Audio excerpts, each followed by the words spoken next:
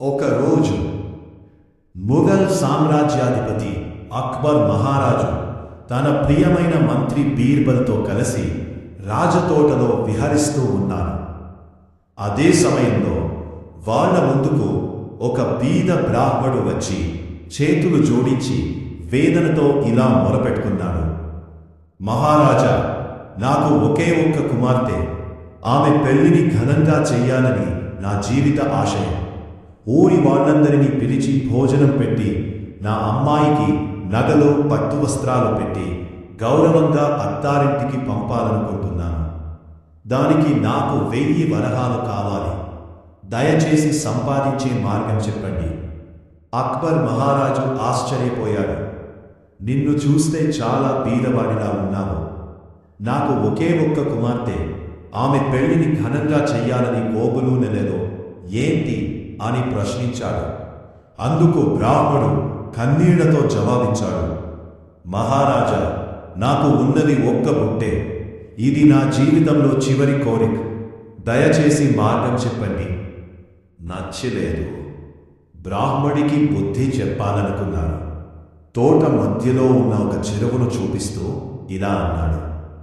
ఈ రాత్రంతా ఈ చెరువులో మెడదాకా నీళ్లలో నిలబడి ఉంటే నీకు 1000 వరహాలు ఇస్తాను. పక్కనే ఉన్న బీర్బల్ ఒక్కసారిగా ఉలిక్కిపడ్డాడు. మహారాజా, ఇంత చలిలో రాత్రంతా నీళ్లలో నిలబడితే ఈ వృద్ధుడి ప్రాణాలకే ప్రమాదం. అందుకు బ్రాహ్మడు ధైర్యంగా అన్నాడు. పర్వాలేదు స్వామి, నాకు వేరే మార్గం లేదు. నేను నిలబడతాను. ఆ రాత్రి భటుల పర్యవేక్షణలో ఆ బ్రాహ్మడు చెరువులో మెడదాకా మునిగి నిలబడ్డాడు. తెల్లవారగానే అక్బర్, బీర్బల్ చెరువు దగ్గరకు వచ్చారు. భటులు అతన్ని బయటికి తీశారు. బీర్బల్ ఆశ్చర్యంగా అడిగాడు, ఇంత చలిలో రాత్రంతా ఎలా నిలబడ్డావు? అందుకు బ్రాహ్మడు అమాయకంగా అన్నాడు. దూరంగా కోటలో వెలుగుతున్న లాంతర్లను చూస్తూ వాటి వెచ్చదనం నాకు తగులుతున్నట్టు ఊహించుకున్నాను. స్వామి, ఇది విన్న అక్బర్కు కోపం వచ్చింది. అయితే నువ్వు షరతు ఉల్లంఘించావు. కోట నుంచి వచ్చే వేడి తీసుకున్నాను. నీకు వరహాలు ఇవ్వను. ఆశాభంగంతో ఏమీ మాట్లాడలేక ఆ బ్రాహ్మడు అక్కడి నుంచి వెళ్ళిపోయాడు. కాని బీర్బల్కి ఇది తీవ్రమైన అన్యాయం అనిపించింది. మరునాడు బీర్బల్ అక్బర్ను తన ఇంటికి భోజనానికి ఆహ్వానించాడు. మహారాజా, నేను చేసే కిచడి చాలా రుచిగా ఉంటుంది. తప్పకుండా రండి. సాయంత్రం అక్బర్ తన మంత్రులతో కలిసి బీర్బల్ ఇంటికి వచ్చాడు.